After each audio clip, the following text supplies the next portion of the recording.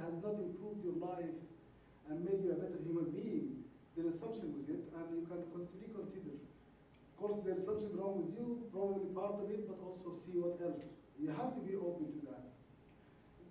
I make this point sometimes by saying that belief has to be a choice. If I do not have the right to disbelieve, I do not have the right to believe either. And this is a logical point, meaning that to believe is to choose. If there is no choice, then there is no value to believe. It does not change anything. And it's only when it is my conviction by choice to believe and to act according to my belief that that belief can change me and it will transform me in the ways that I hope it would. But if it is a question of, I am a Muslim because that's the way I'm supposed to be, then really, honestly, truly, in my view, there is absolutely no value to that idea or attitude. And this is relevant to what I'm going to charge all of us about what's going on these days in Sudan and elsewhere.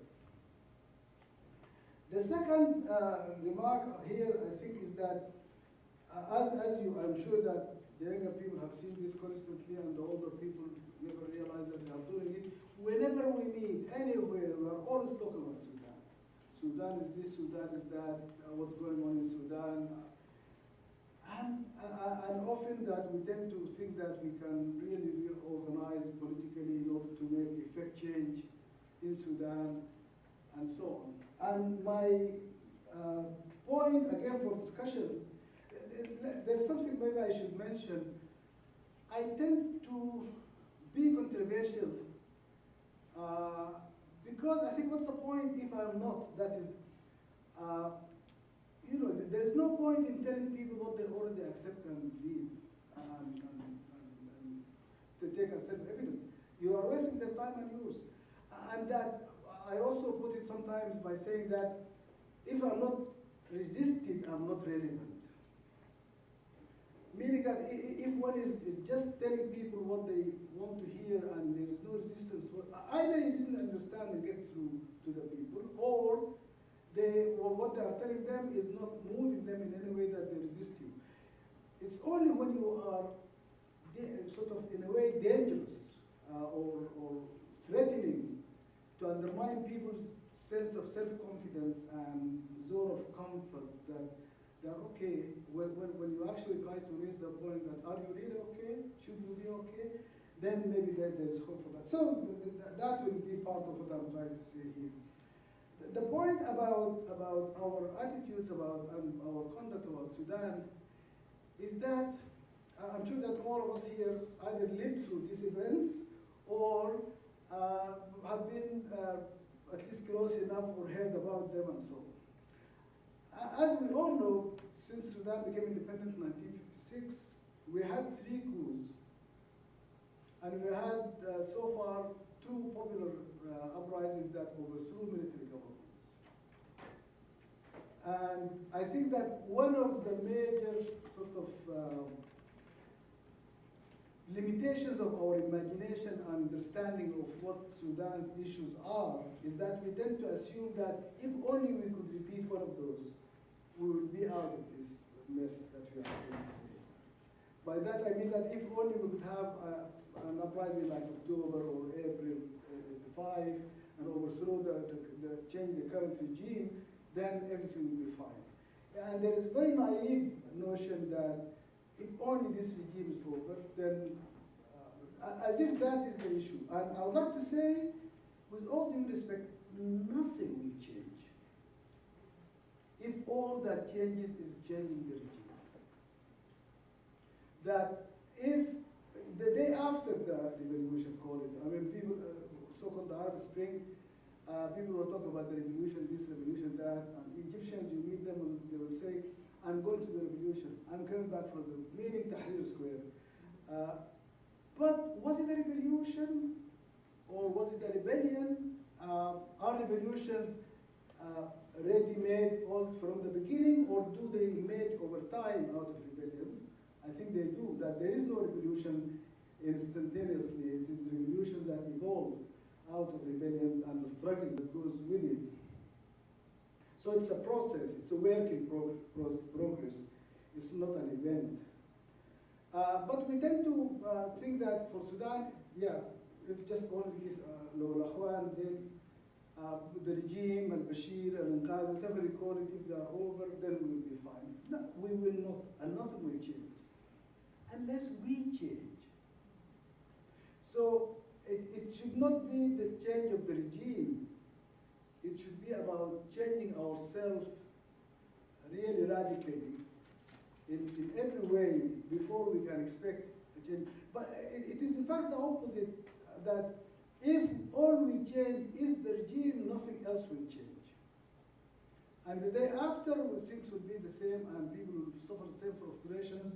There will be the same level of discontent, of lack of development, of lack of justice, of corruption. All the things that we complain about now will remain, because who is doing them and where do they come from?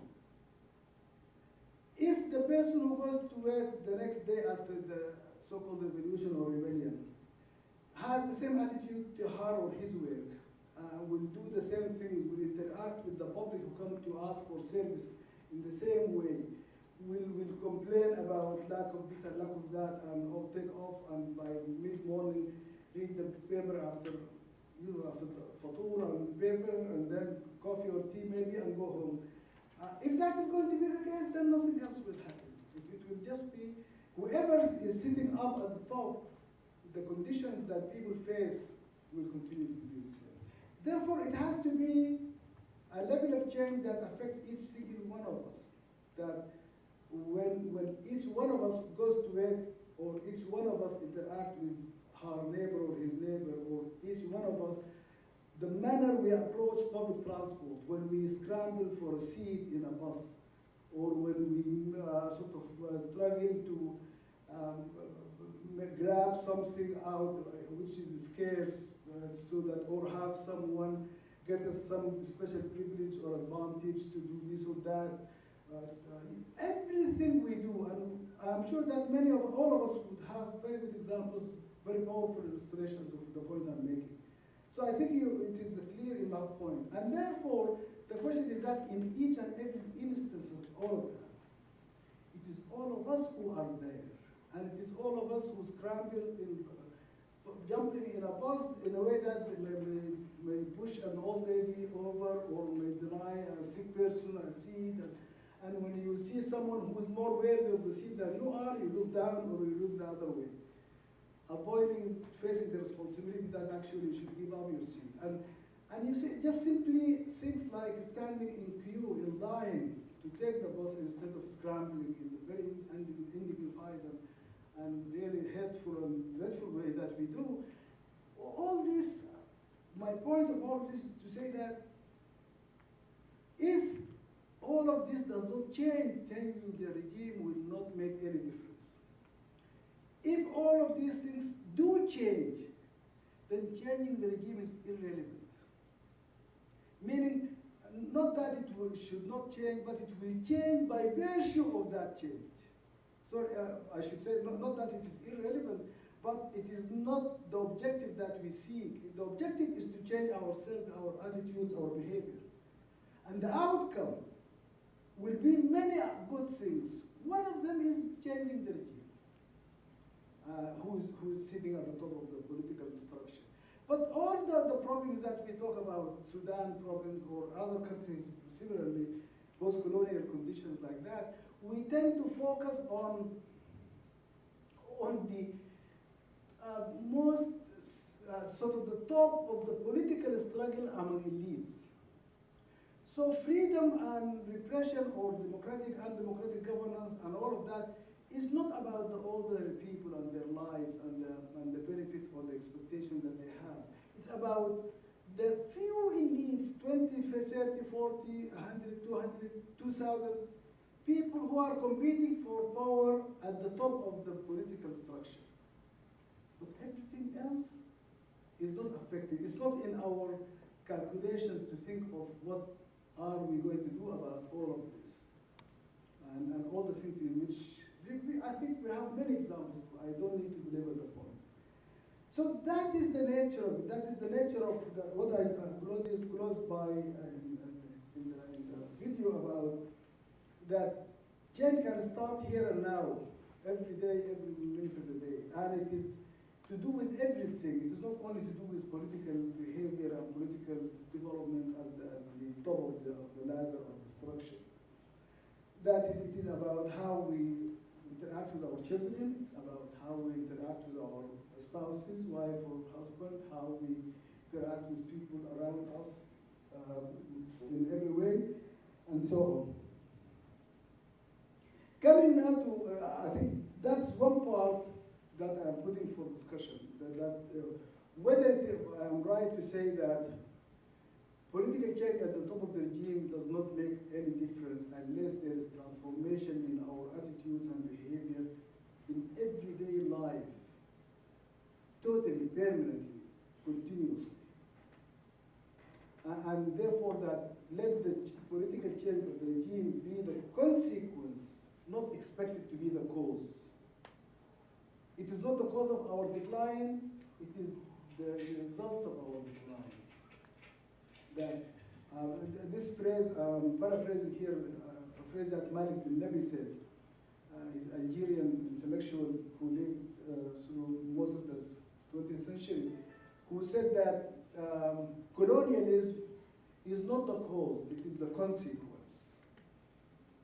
That our decline, our weakness, our really all sort of problems that we suffer from are the cause, not the consequence of, are the cause, not the consequence of colonialism. Colonialism did not make it, but the fact that we have this made colonialism happen and possible. So in that sense, I would say that the political difficulty that we see at the top of the ladder, civil wars and atrocities committed and this and that, are the consequence, not the cause. The cause is us and what we do. Tayyip Saleh is credited, or we know that he said it, Man haulai uman ayna atu, was a phrase that he coined early during this regime. And all of us repeat that phrase always with a sense of satisfaction, that someone of Tayyip Saleh caliber was his insight, his knowledge of human psychology and so on enabled him to see that. But with all due respect, we know who these people are and we know where they come from. They are us and they come from us. They are our brothers, they are our sisters, they are usually our brothers, they are our relatives, they are from the villages that we come from. I come from Mughawir. Mughawir is a village across the Nile from Shendi. And I know that the whole generation, or in fact, when I think back, I'm one of the few, dead survivors of my generation that are not more around now. But then, I was almost two generations, the next generation and the one after. And I think about those kids, they are kids to me, although they are in their 50s by now. And that I know, who is in the Jihaz al-Amn? There are kids from al-Mughawir. Who is in trading in all the corrupt ways that we complain about and manipulating all sorts of regime? There are kids from al-Mughawir. Yes, that is. So I think it makes us feel good to think that who are these people and where did they come from? Where did they come from? It has any validity. It is an abdication of responsibility. And I think that I would like to put it even more bluntly. It is not only that they come from us, they are us. That each one of us is in some measure, a significant measure, some of those people in those types of attitudes that they have, and action and behavior that they do. Now, that is one part. The second part that I was going to close with, but it may take a few minutes, I think also, is the question of Islam and Sharia, which is again part of this same malaise that we have, I mean, sort of the abdication of responsibility, evasion, sort of, the sense that it's not really, there's nothing we can do about this is the way it is, what can you expect, what can I do? All that attitude is really magnified and very powerfully represented in the question about attitudes and position about Islam and Sharia. In this respect, I would like to put it also very bluntly. And I'm sorry, as I said, I try to be controversial to be relevant, not because I enjoy being controversial, but I don't think that you can be relevant without being controversial. ISIS, Daesh, who are these people? Where did they come from? What sort of behavior is this? You see the slide yesterday about someone holding the knife to a peaceful person tied his hands to his back, someone who is a worker in a charity, who cared to help people. He was not a combatant. He did not carry arms against you. He did not attack you. He did not fight you in any way. And waiting to do what I know you know what I'm talking about. How can this possibly be anything to do with me? How can this person in any way represent me or represent my attitudes or my religion? Islam is innocent. Islam is totally to be absolved. It has nothing to do with this. Well, with all due respect, it does have a lot to do with it. And that if we do not confront that type of issue at that level, we are failing Islam itself in the first place. We can argue, and I personally believe that Islam was never intended to be this, but there are good reasons for those who believe that it is. And until those reasons are confronted and challenged and defeated, those types of attitudes will not disappear. It's not going to be a matter of just simply